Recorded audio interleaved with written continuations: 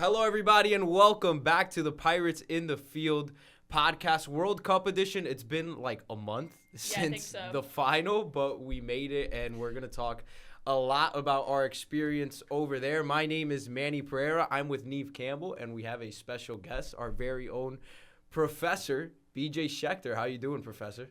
Good. Well, pleasure to be here on your world-famous podcast. Yeah, well, you're obviously the one kind of, I guess, in charge of this, overseeing this, director for the Center for Sports Media. And, I mean, it's been an excellent summer for you and for your program, which we're going to get into a lot. But before we do that, we still have some soccer to talk about. And Spain is the World Cup champion, which, again, old news. And I was right, 2 months ago when I picked it, but then I backed up on my pick, which I very much regret.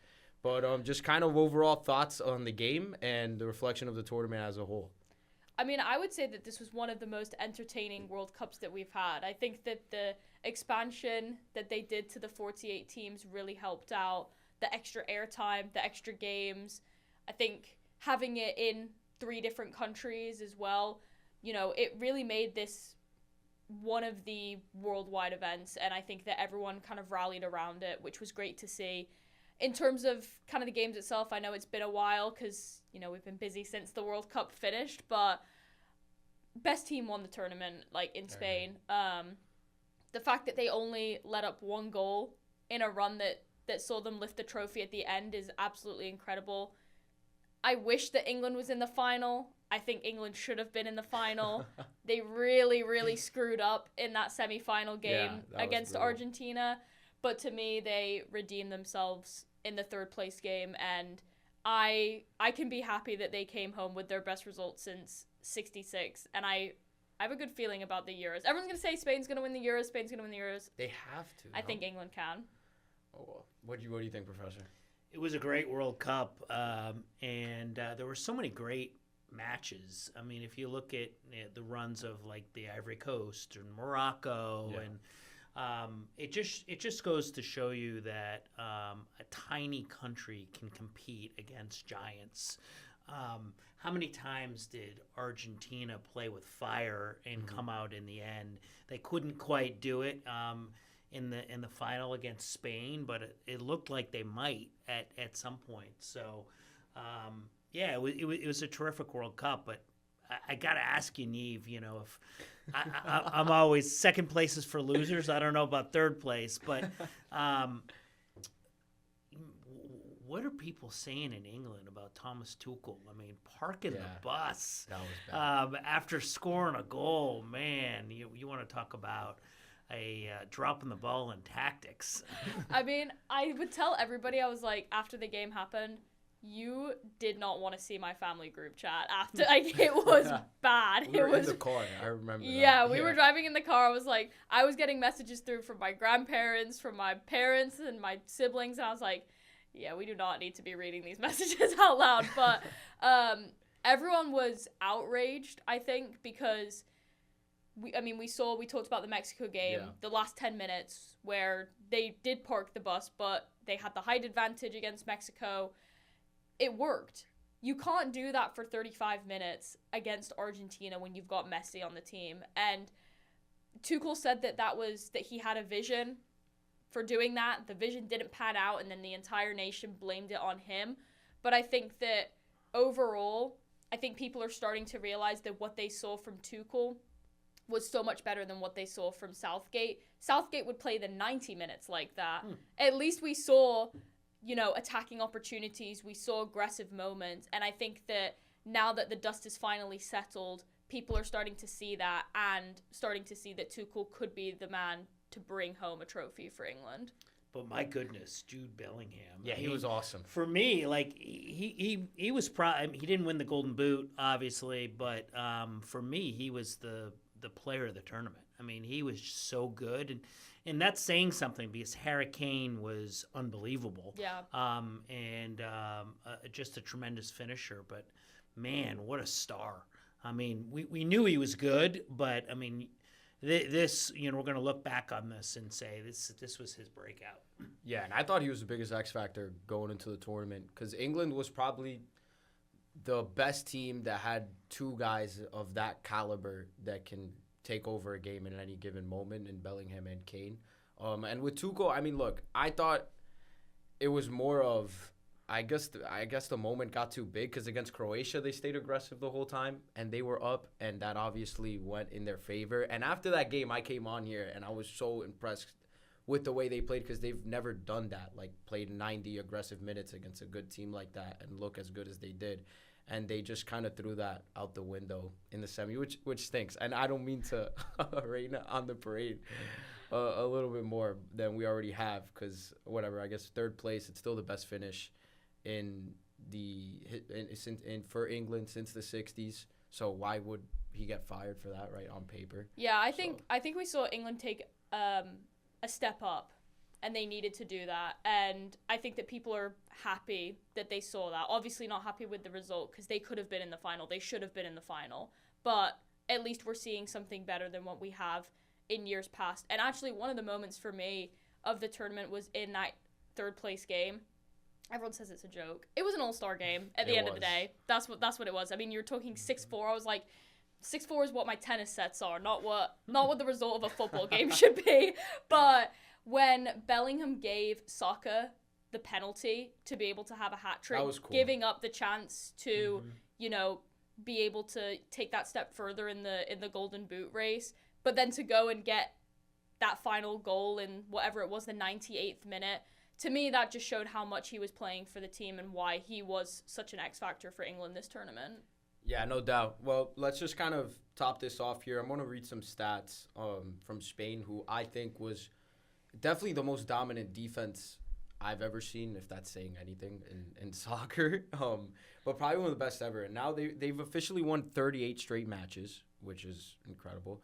The only nation ever to simultaneously hold the men's and the women's World Cup trophy. Spain had 7 clean sheets, first team to ever do that, and gave up 1 goal in 8 games, which is the least ever by a champion. There were 308 total goals this tournament. Only one of those were given up by Spain. They shut out the 2 top goal scorers in the history of the World Cup in Mbappe and Messi, and they did that in back-to-back matches. And Simone went 649 minutes without giving up a goal in this tournament, which is the most ever in the World Cup. Just dominance, and it was great to watch. I mean, any comments you guys want to give on the Spain defense? Yeah, I mean, it was lights out. I mean, that's all I can really say is they came together as a unit, and they proved why they should be holding that trophy. And you got 100%. Pau Cubarsí, who got the Young Player Award from the tournament, well deserved. I mean, I was looking at the FIFA team of the tournament that they posted.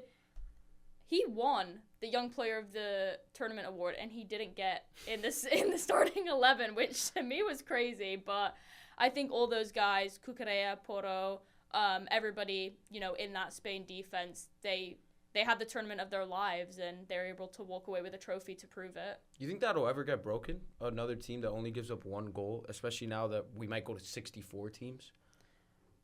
I don't know if anyone's ever going to do that again. Records are meant to be broken, but it's going to be a long time. Yeah.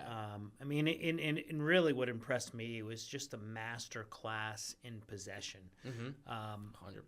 The team that controls play, that holds the ball for the longest is generally going to win. And Spain was in control throughout the whole tournament. They never panicked. They were never down. It's crazy. It just they dictated play in every single match they went into. They were the favorite. They were feared, and for good reason. Yeah, it looked like, honestly, and this sounds hyperbolic, but we said it when we were there, it looked like a varsity team playing a JV team. I mean, just physical dominance against one of the best offenses in the history of soccer, obviously the second best goal or top goal scorer in the history of the tournament, and probably the best player ever in Messi, and just couldn't do anything. So yeah, I mean, Spain had 70% of the possession that game. And that was misleading. It felt like 95-5 because every time they had the ball, they were past midfield. Exactly. So. You're outshooting Argentina 20-3 in the final of the World Cup. It's mad. Wow. Yeah, more fun. I have a few fun stats here from the tournament as a whole. Most goals ever in a tournament, as you mentioned earlier, 308. That's 2.96 goals per game, so basically 3 goals a game. The legends showed out some record-breaking there. Ronaldo, first player to score ever in 6 different World Cups. Messi has the most victories ever in the history of the tournament, and also most consecutive games with a goal. And then Mbappe, most World Cup goals ever. Broke it in a third-place game, which, I mean, I don't know how I feel about that, but it is what it is. We had 7 players who were over 40 years old featured in this tournament. There were 7 total for the rest of the tournaments ever since 1930 before this one. So that got shattered. Most old guys, I guess you can say. There were a lot of intense games. 9 knockout games went to extra time. There was a 99.7% occupancy rate between all the games, which totals 6.8 million total attendees, and there were about 65,490 fans at each game, plus all the crazy fan zones and things like that. So people were going nuts, spending a lot of money. FIFA made a ton of money for sure. And there was an average of 38.9 million viewers during the Fox broadcast. So we might get an Emmy. Who knows? Shout out Fox. With the ratings peaking at 51.7 million. Average viewers for Telemundo was 23.9 million, which would combine, if you combine the two, that means that 62.8 million viewers were watching this World Cup. It only in the United States, which is insane. And we definitely felt the hype throughout. How would you compare this one? Because we weren't alive, Professor, but to 94. I mean, there's no comparison. And so in 94, to give you guys a perspective on how long ago that was, I was in college. Yeah. So I was in college in Boston, and Foxborough, of course, hosted back then, and I covered Argentina, and Greece was in the World Cup, and it was more a novelty. People in the U.S. didn't follow world football like they do now. They didn't know the stars. Roberto Baggio was a star for Italy at the time, and he had that tail in the back of his head. But back when Italy could make it into the World Cup. Yeah, I mean, they haven't made the last 2, which is crazy. You know who Spain? So Spain has won 38 straight. You know who won 37 straight from 2018 to 2021? Italy. That's crazy to me. They didn't make a tournament. But now it just shows you that that football is the world's game. We have football here, our American football, but it's just the world's game, and a lot was made, and for good reason, over the ticket prices here, and but those stats you just recited about 98% occupancy and fans flocking. I'll always remember the image of Argentine fans crossing the highway to get to MetLife Stadium, just because the transportation was such a nightmare. But it was this World Cup was just an incredible spectacle, and it was great to see it in 3 countries all throughout North America, but really here in the United States. And everybody in the U.S. really embraced the entirety of the Cup from early June until mid-July, and so it just shows not only the power of the world's game, but how much it's grown here in the United States. Yeah, no doubt. I mean, I enjoyed the heck out of it. I'm gonna watch the Euros now. Yeah. So soccer got a new fan. I'll watch the Copa, and I mean, I thought it was excellent, and we obviously got to enjoy it a lot in the final. But yeah, it was awesome. Yeah, I mean, it's hard to really put into words kind of what this World Cup was like because it was so new. But I think that this World Cup has set the standard for what all other World Cups need to be like. So 100%. when we get to 2030, We've got another 3 countries hosting with Spain, Morocco, and Portugal. I think it'll be a different vibe given that it's in Europe. There's a lot more history with football in those countries, but I think that they know what they need to do.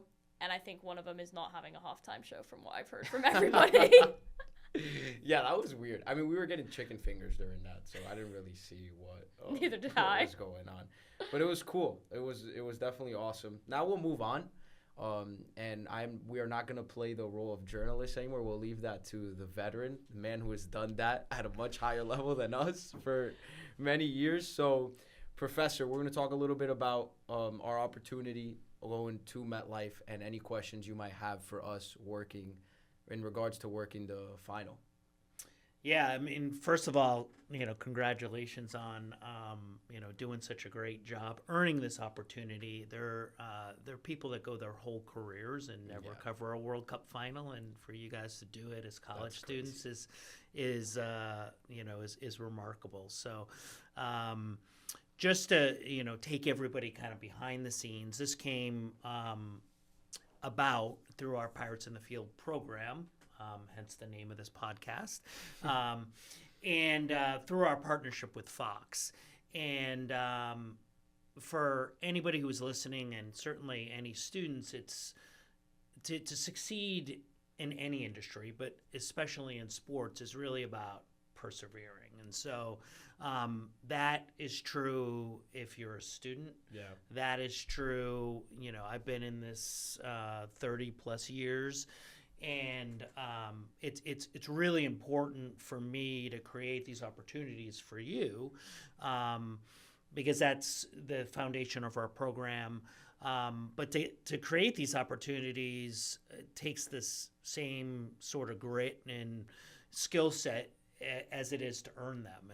And so early on, probably a year before the World Cup, I started working Fox and being like, hey, our students are great, and we'd like to get a few into the World Cup. I tried the FIFA route. FIFA wouldn't even return an email.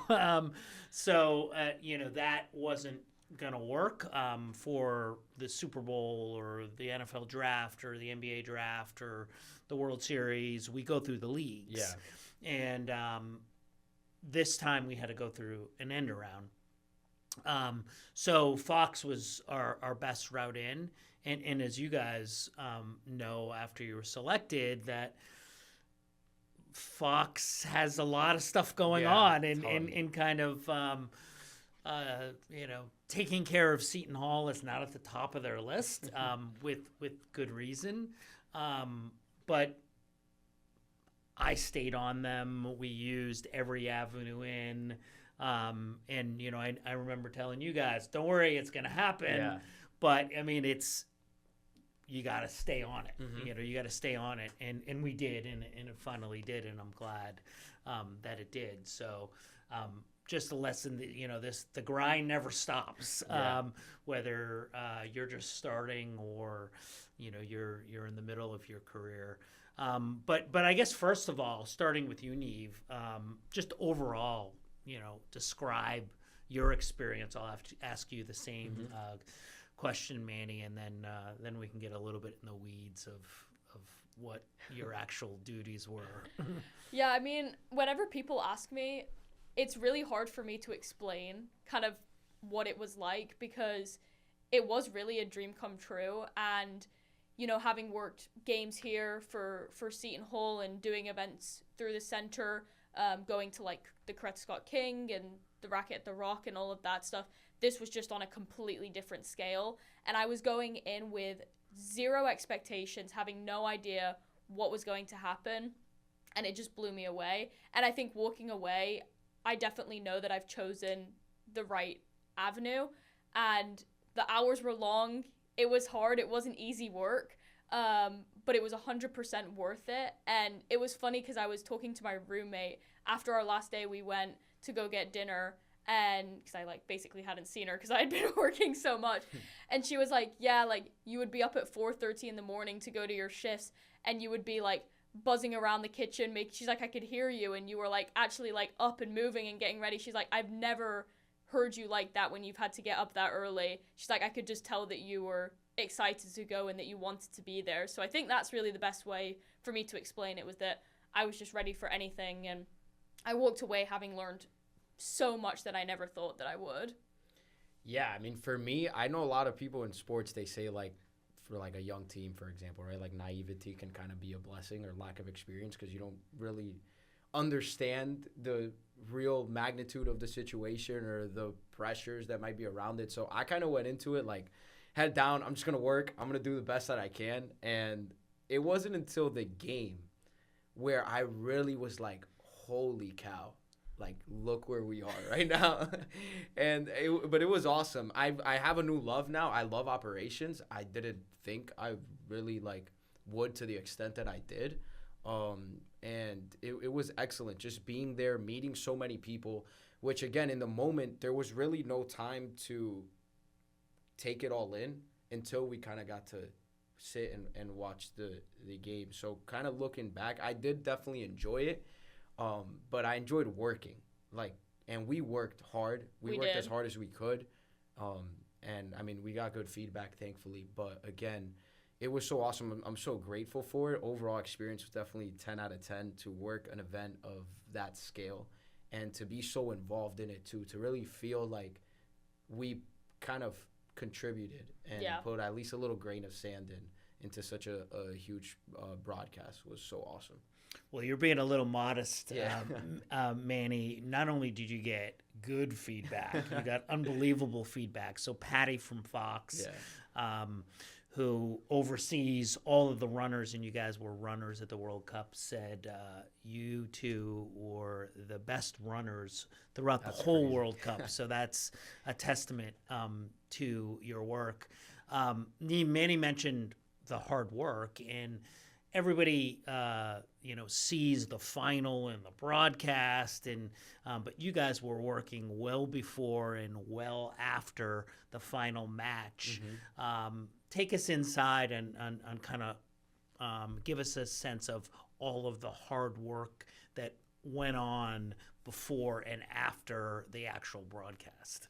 Yeah, I mean, rain or shine, early hours, late nights, like we were there, we were doing it. And the way I kind of describe the role to people is we were doing the work that everybody would forget about. So I actually started a couple days before Manny, and I went and worked in Brooklyn when they were doing the Brooklyn Bridge Park set. And they had nothing there because the trucks hadn't arrived yet from the previous games. So we basically had to start from scratch. So it was getting the car, it was driving to Target, it was driving to Home Depot, it was picking up food, snacks, supplies, getting all of that sorted, all of that organized. The crew was building the studio set that was going to be used. It was making sure that the crew had everything that they need. They ran out of rope. We went to go get rope, getting coffees for everyone, getting food, driving, the trucks back and forth. Then at MetLife, it was the same thing, making sure that everything was set up. We were building green room furniture.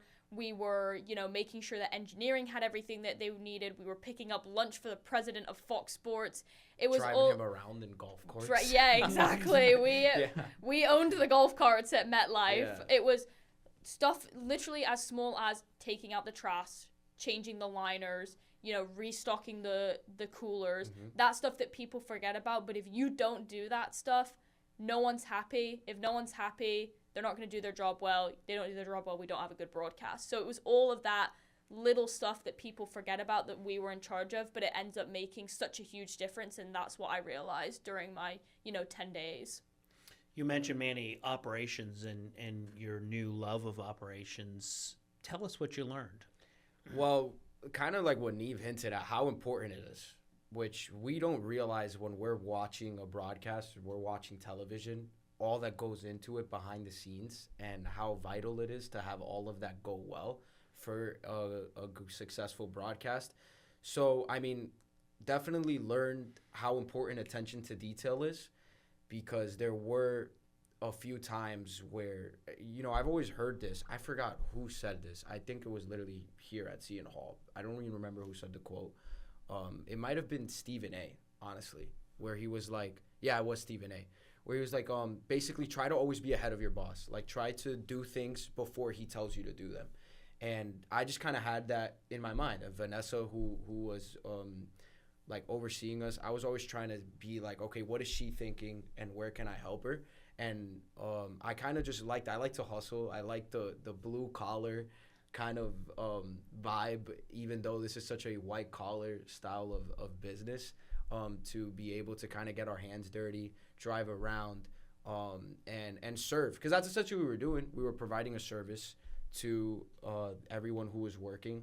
And I don't know, it was cool. I didn't realize how important it is to, have some of the skills I've learned working in a restaurant, doing community service at the church, like setting up tables and giving away food. I kind of we used all of that. So it was awesome. It was definitely, I guess, because of the physical work that it entailed, which again, I like it now because I'm 19. I probably won't like it in 40 years. And seeing how important it is, kind of the hustle aspect to it, and also just staying on our feet, something that I loved. So it's definitely an area that I am 100% interested in now and post-college, to kind of, you go as a runner, then maybe operations manager or somewhere in between. I thought it was awesome. So. Well, it's a great lesson to learn, because in this business, it's all about the grind. Mm-hmm. I love the grind. Yeah. That's why I love Seton Hall. I love the grit. Yeah. I love our students are scrappy. We're not Ivy Leaguers. We're not we're not a lot of other things like a lot of other schools, and we grind. Yeah. And that's what this business is all about. It's all about the grind. Mm-hmm. In order to be successful, to stay successful, it's just like playing sports, right? Yeah. You got to put in the work. You got to put in the time. And at the end, if you're willing to do the little things, do the dirty work, Mm-hmm. you'll be successful. Yeah, it was cool. We were building IKEA chairs too for oh the my green gosh, room, the IKEA which was chair. hilarious. Yeah. The IKEA chair almost had us, Yeah. but we managed to overcome it. But we figured it out. But man, that was a journey. It was good. And then we were sitting like, what? Does oh no, it wasn't Breach. Who was on that set? We It had was like Stone, Rob Stone. Rob so Stone, I was Peter like, Schmeichel. can Rob Stone sit on this? And we were making sure it wouldn't fall. So it was fun. Took us a while. Niamh, she left me. You had to go after we built the first chair. Yeah. So I'm building that second chair alone, kind of trying to figure it out. But it was good. It was so much fun. Also, kind of the pressure. I'm a weird kid like that. I like to be under pressure of like time like that. Yeah. It was so fun. Like it was exhilarating. It really was. It was, and it was interesting because like the final day itself did not feel as busy as I thought it was going to. Not even close. And the reason is because all of the days leading up to it was when we were actually getting everything set up. So we just like grinded for, 7 days. And then we had what they call a dark day on Saturday, which was we actually had finished setting everything up so much that they didn't actually need us. So got Saturday off. Thank you, Fox. I was able to go watch the third place game. So, Yeah. But yeah, we showed up at like, I think 5:30 on Sunday morning. It was an 18-hour day.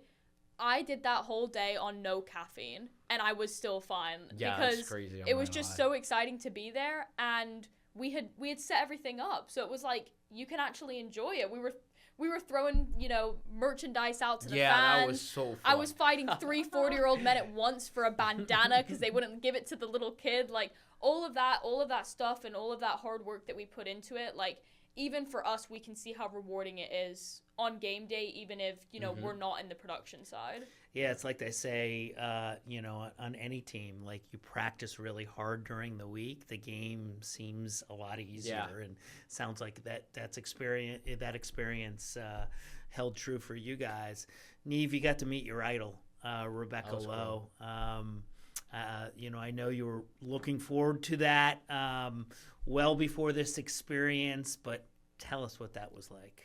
Yeah, I mean, that wouldn't have happened without Bardia, who Seton Hall alum, kind of helped us get this opportunity.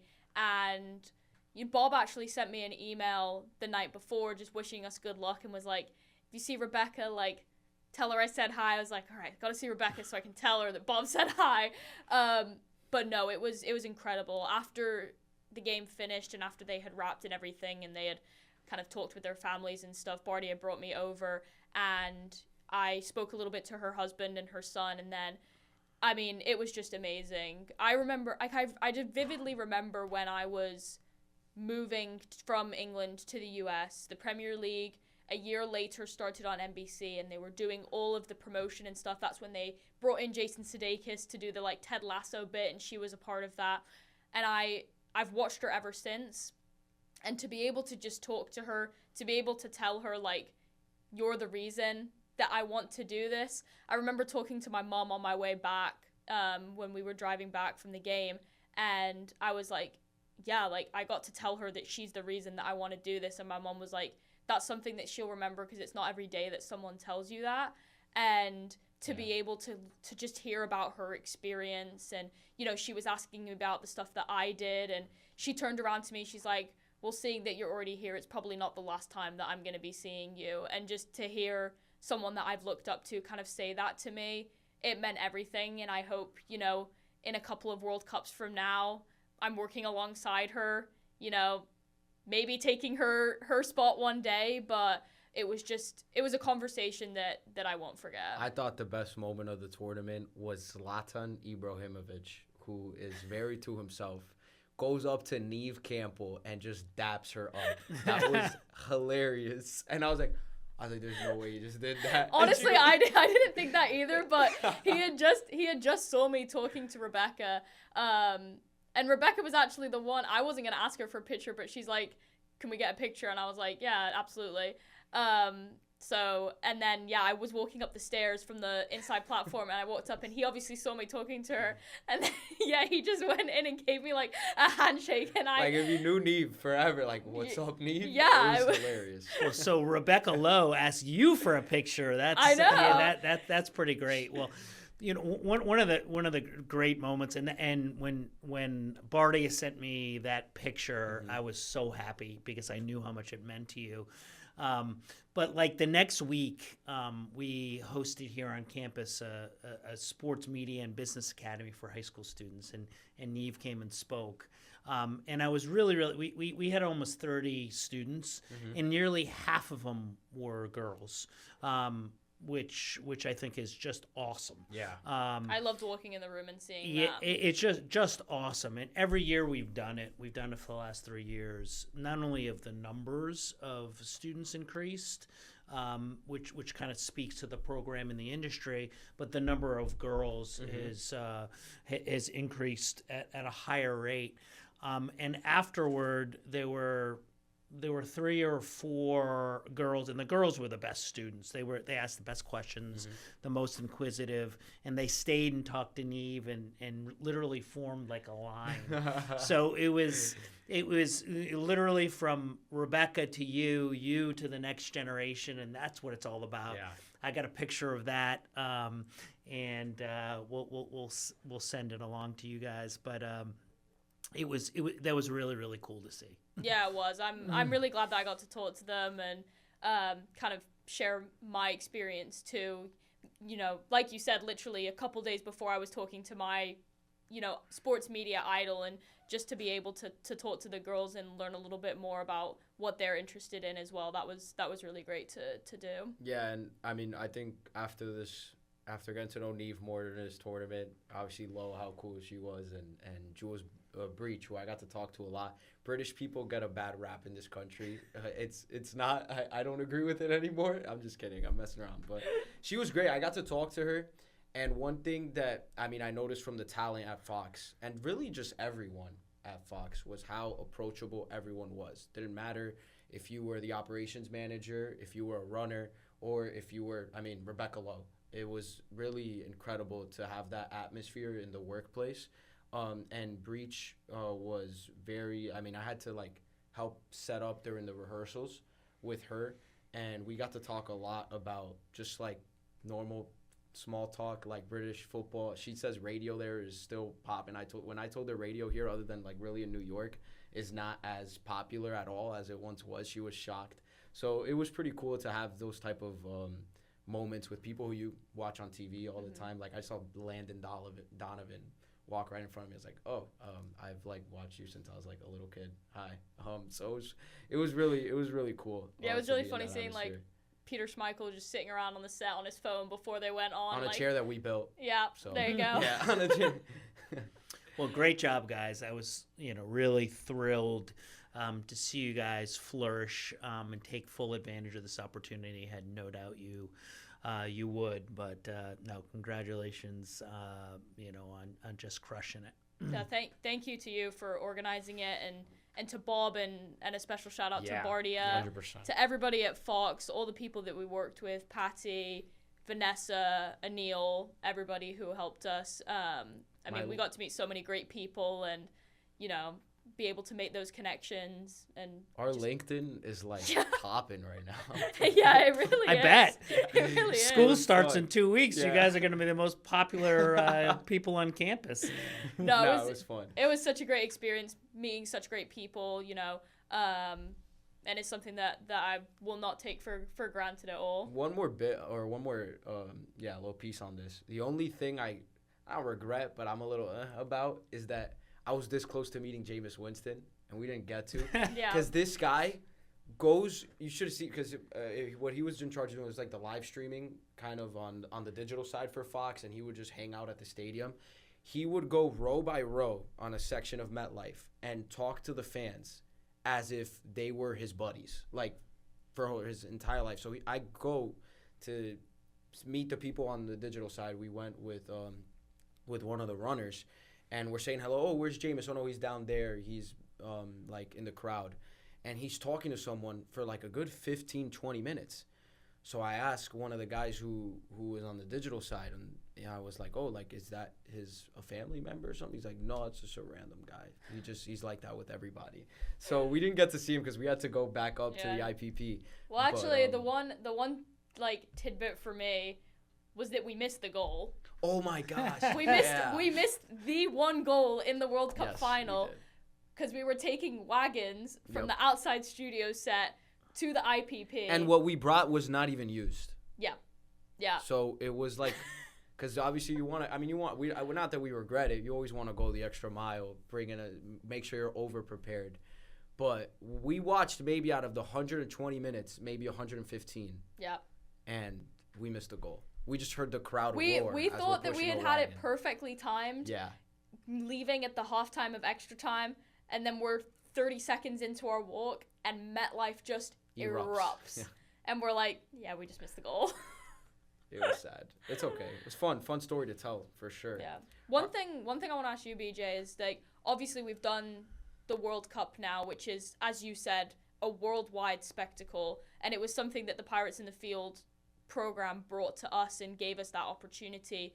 What does it mean for the center to be able to say that you've had people work at the World Cup, and what does that kind of mean for the future? What's kind of the next step? Because obviously some people may say that the World Cup is like the worldwide pinnacle of sporting events, and what's next for the center in terms of bringing even more opportunities like that to students? Yeah, I mean, it's we're trying to raise our game, and like every year, and we've referenced Bob Lee a lot, and Bob founded the center, and as you guys know, is one of the greatest people on earth. Not only is he one of the most respected journalists, and he's a heck of a journalist, but he's an even better person. And Bob and I talk almost every day, and he keeps saying to me after every year, like, all right, how are you going to raise your game? Like, what are you going to do next? Sounds like Bob Lee. And I'm wired the same way. It's like, all right, let's build on this. Yeah. I remember the first year we did the Super Bowl, and it was like, okay, all right, what are you going to do for an encore next year? Well, we're going to do it again, and we're going to add 5 or 6 more events, and we're going to do the World Cup final, and that was always kind of in my front view mirror. Now in 2 years, so the World Cup was the biggest sporting event in history. We had more teams, more games. And in 2 years here in the United States, Yeah. it's going to be the Summer Olympics in Los Angeles. So that's the next biggie. We're going to, whether we have a great partnership with NBC, whether it's through the NBC or the IOC or both, like, we will be working the 28 Awesome. Summer Olympics. Yeah. For sure. And then it's adding, more events.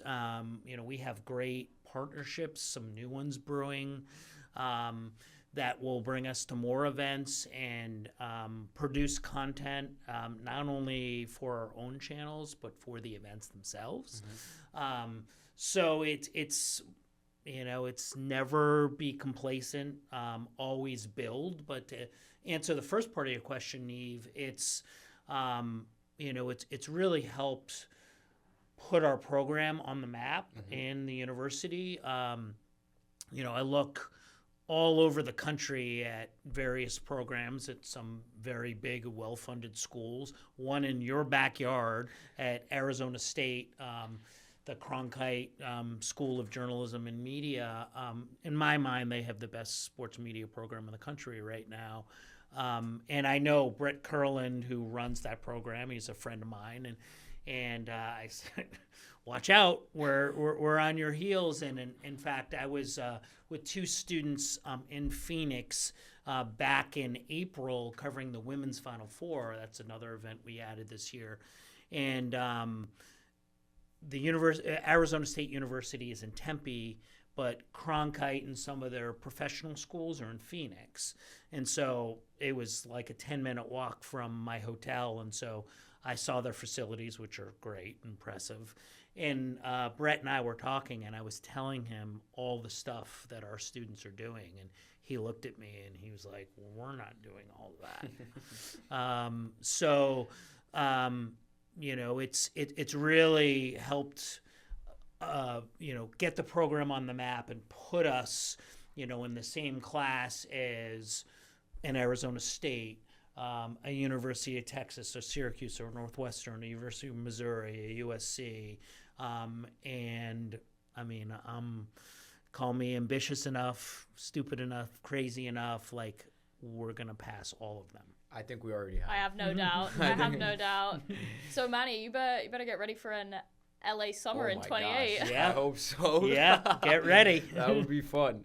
So I guess, how did the ball first get rolling with this? Because I mean, we got just a little bit of a hint and insight of all that went into getting us there. But I mean, share as much as you can. I'm sure you can't share everything. When did this idea first come to life? For the World Cup? Yeah, for Fox.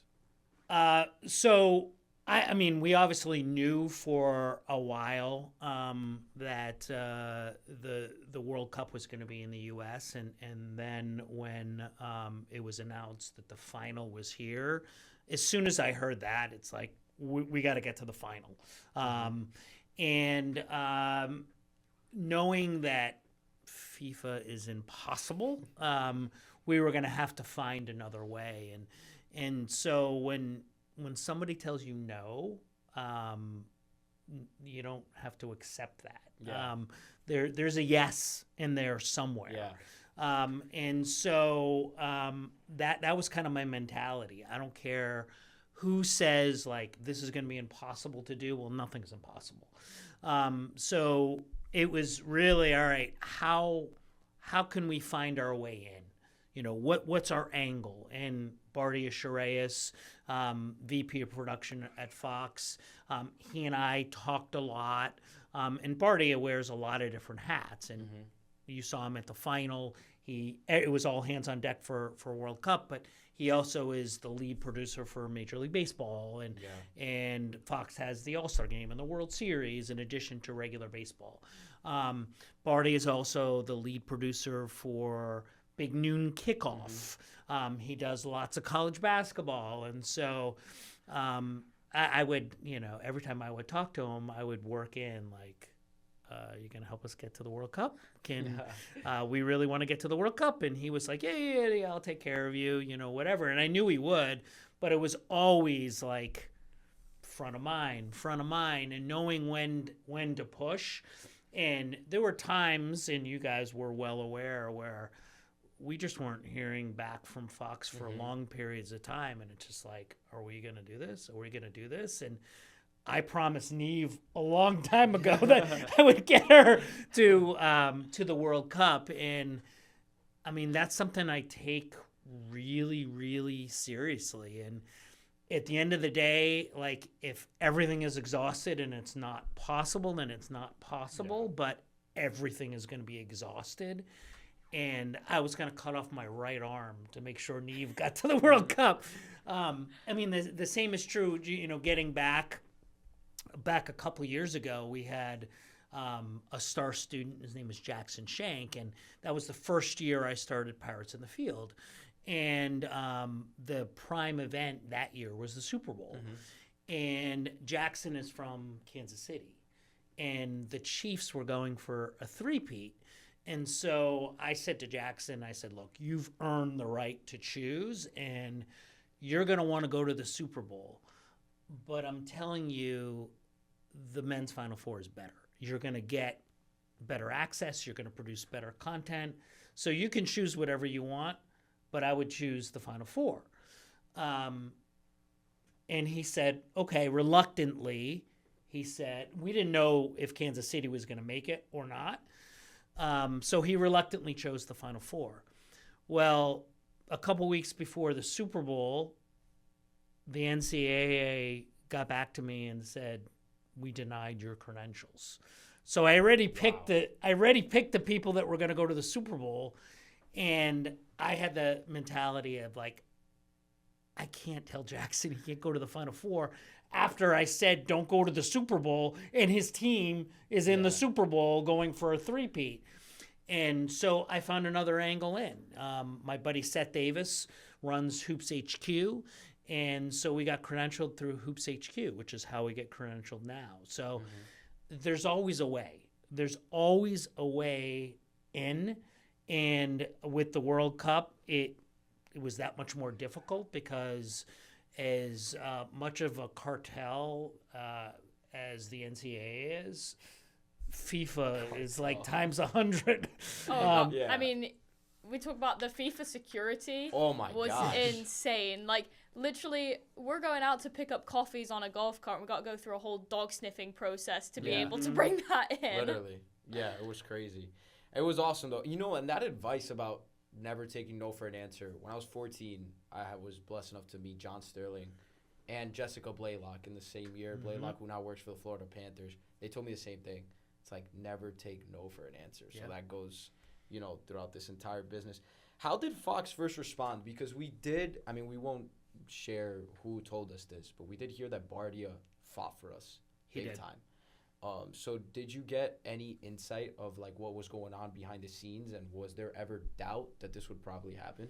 There was no doubt in my mind, and a lot of that was because of Bardia. You guys got to know him a little bit, but let's talk about somebody who's kind and gracious and loves Seton Hall. I remember when I first got to Seton Hall back in 2017, pretty early on, the former athletic director and former chief of staff, Pat Lyons, who's now the AD at University of Rhode Island, told me, like, you got to meet Bardia. Like, he bleeds blue. He's a pirate for life. And I found out he's from Southern California. And I'm like, huh? He like a pirate for life, but he came to Seton Hall all the way across the country, much like you, Niamh. And he just loved it here. And you know, that's the great thing about this community here at Seton Hall is we never forget where we came from. We always give back. And Bardia was just my chip inside that if I wasn't, or when I wasn't hearing back from Fox, I would call or I would text them and I'd be like, can you help out here, Bardia? And I was always very confident that he was going to help make it happen, and he did. Yeah, and I think, I mean, it's interesting you say that because I think that Manny and I, we talked about this. We had to make a drive from Brooklyn to MetLife in rush hour, so we had a lot of time to just talk. But we were talking about this as well in the sense that, like, we were there representing Seton Hall, and that's why we were like, heads down, we're going to do everything that we possibly can because we know how much effort it took to be able to get us, you know, this opportunity. And when we were talking, we were like, this is like how we start giving back to Seton Hall, is putting ourselves on the map, showing people at Fox, at FIFA, at the World Cup, like what a Seton Hall student, what a future Seton Hall grad looks like. And that's kind of the mindset that we took when we were working. And, you know, from what we've heard, it definitely paid off. But you can see that with every alumni from Seton Hall, just the way that they approach, you know, giving back to the community and representing the school. Yeah, and I mean, I just, like, Bardia's a prime example of that, and he embodies that perfectly. So grateful the way not only that he embraced this idea of bringing us in, but embraced us over there, like, during the show. So much going on. I mean, there was a lot of kind of craziness during that broadcast that he had to deal with. Maybe not during the specific broadcast, but like during the whole day. I mean, when you lose your talent for a certain amount of time because the helicopter goes to the wrong spot. So, right. And he handled all of that, obviously, with class. Not that he needs my flowers, rather I'm just expressing gratitude at how, I guess, how much he embraced us. When we were there, he was telling everybody, like, hey, they're from Seton Hall. Make sure you take care of them. Are they doing a good job? Kept asking how we were doing to us and then to our bosses, like checking in. And I noticed, because I try to observe, especially people like that who are like, you know, bosses and above us in the field. And he was really watching us, like seeing if we were doing the right thing, what we were doing. And encouraging at least me while I was there at the IPP, and both of us the entire time. And I can't like express how grateful I am for that, because it made us feel welcomed and made us feel a part of the team. And I like to be coached. So I like it when he's, you know, watching, am I changing the trash bags in time? Something as minute as that, but it's all important. So thanks, Bardia. I don't know if you'll see this, probably not, but if you do, if we clip this and email it to him, thank you so much, because it was a once-in-a-lifetime experience. Yeah, well, I mean, a true measure of success is how you are as a person. Some of the most successful people, truly successful people, are the best people. Yeah. And Bardia is a prime example of that, and Bob Lee is another shining example of that, and he's someone, Bob, that I just admire so much and look up to. We all do. Like, those are the type of examples and role models that we need in your lives, because you guys see that. People that are at the very, very top of their game, the best in the business, and they're the best people. And those are the type of people that we want in our program, in our sphere of influence, and Barty and Bob are just two of the very, very best. Yeah. Absolutely. No doubt. And guys that have all the room in the world to be boastful, and yet they're not. They're humble, and they pour into the young people like us. So, yeah, you got a question or kind of wrapped up? I mean, I think you got everything in. You answered like 5 of our questions in one, so but it was excellent.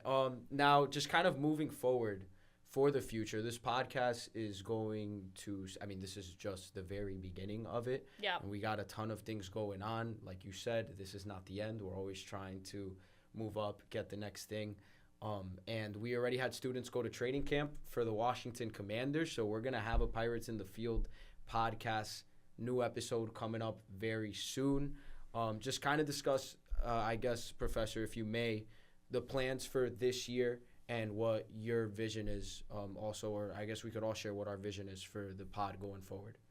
Yeah, it's like you know, we were just talking about before, it's all about raising your game and kind of building on the success, never standing still or being complacent and being like, you know what, we had a pretty good year, we did some good things, and we're just going to sit back. No, it's building, and we have an even more ambitious, bigger year ahead planned, and coming on the heels of classes. So, during the summer, this is the first summer that we had 3 Pirates in the Field events. While students were on break. So we started with the NBA draft in Brooklyn. We obviously had the World Cup, and as you mentioned, Commanders training camp. We're going to hit the ground running with a couple NFL games. We're going to go to a Commanders game. We're going to go to a Ravens game. We're going to do the World Series. Yeah. We're going to do Big East Media Day. We have a partnership that I guess I'll announce it here with the Heisman Trophy. So there's going to be lots to do there. We have 4 events on campus in the fall semester. So stay tuned for details about that. One of them is an event with ESPN at the end of September about the production of the Super Bowl with Andy Tennant, who's the executive producer of the Super Bowl for ESPN. We also have Norby Williamson, who's a former executive vice president at ESPN, coming here to campus to do 5 or 6 master classes. Wow. So we have an action-packed fall. We have a women in sports leadership event that we're going to be doing in November that I haven't asked, but I'm going to ask Niamh to MC. So you heard it here first. So and then it's going to continue in the spring with more events. We're going to do the Super Bowl. We're going to do the Final Fours again. We're going to add a couple more events. We're going to add the college football playoff this year. So lots of stuff in the upcoming year. Calendars are packed. Yeah. Exclusive news drops here on the Pirates in the Field podcast too. Yeah, I mean, I'm really looking forward. Obviously, this is my last year, so trying to be involved as much as I can, and really, for me, I'm looking at this year as more as like, how much can I put in, but then how much can I set up to help students in the future. And that's one of the main reasons that, like, I really wanted to continue this podcast. And when we started talking about it with Sam at the beginning, we were just going to do it for the World Cup. And then we were like, well, what if we did it for, all of the events? Because it's so easy. We've got the new, studios now in the Innovation Hub. And we've, put out on social media to get students involved. We've already got a ton of signups. We've got about 12 people so far who want to help out, all different positions. And so for me, at least, I'm seeing the podcast not only as a way to give students extra opportunities to work in different positions related to sports media, working as, studio producer, graphic designer, social media manager. We've even got like some business side of stuff with like guest coordinators, logistics coordinators, stuff like that, bringing everybody together. Also for students who, want to be involved in Pirates of the Field, but maybe aren't going to that specific event.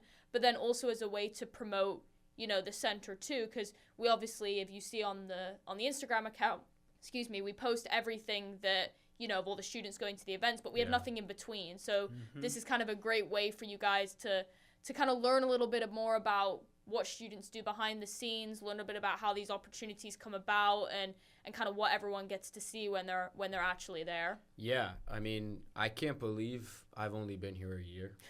Seriously. And I've mentioned that a lot, like personally to you, Professor. And it's just crazy because I love sharing the story. Open house, maybe 18 months ago? Yeah. Not less than that, like 15 months ago. I'm talking to Professor Schecter and Niamh about I want to get involved. And now we're here kind of starting this because to me it's about, I mentioned off the air, we had a class project it's a persuasive speaking class, and we talked about things we would pitch to the higher ups at Seton Hall. And one thing I said was we got to market this program more. That was what my project was about, was promoting the Center for Sports Media as much as we could. And I mean, you can talk a lot, but we gotta put our money where our mouth is, and that's kind of what the goal for this podcast is to help get what we're doing out there at a larger scale. And I hope the university continues to get behind this, as we've gotten a lot of support.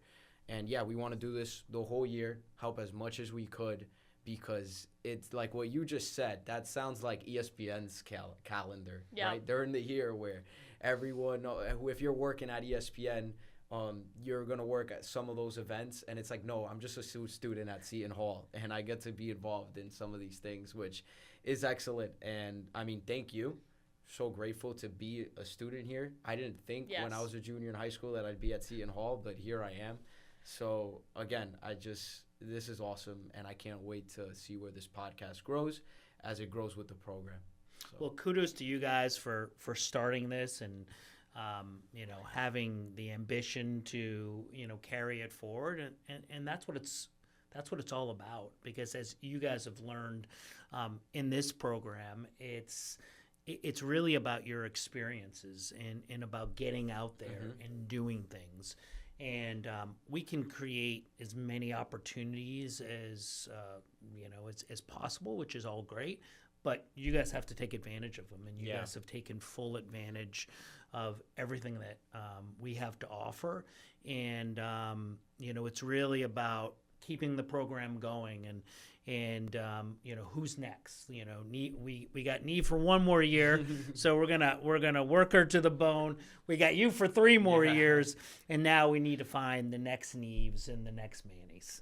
Excited, and we want to pour in as much as we can. We don't want to just keep it all for ourselves, because again, I mean, I like the school a lot. So no, same. Bleed blue. And I'm going to do this now because I also clip all of our social media stuff. But if you're listening and you would like to join the Pirates in the Field podcast, please shoot me an email, niamh.campbell@student.shu.edu. I will get back to you with a form. We would love to have you on. We're going to get started. As we said, the Commanders will be our first podcast episode at the start of the school year. But we've got so many more to do. So if you are interested in joining in any position, host, studio producer, graphic designer, editors, we've got all of them. We would love to have you. So I had about 40 minutes scripted out in the outline of the podcast when we were getting ready. We surpassed that, which I expected. It's a lot of good stuff to talk about. Yeah, so it was awesome. Thanks, Professor Schecter. Hopefully it won't be the last time that we have you on here. Anytime, guys. Yeah, so I mean, obviously he's the face of the program. So, and Bob Lee as well. Thanks, Bob. I don't think we said thanks to Bob enough. Thank you, Bob. Thank you, Bob. If you watch to the end, I mean, God bless you. Thank you to everyone who watched. Manny Pereira, Niamh Campbell, BJ Schecter, a pleasure. As always, stay tuned as we continue to pump out more content on our social medias, on Instagram, and also for the next Pirates in the Field podcast episode. We'll see you soon. Have a good one.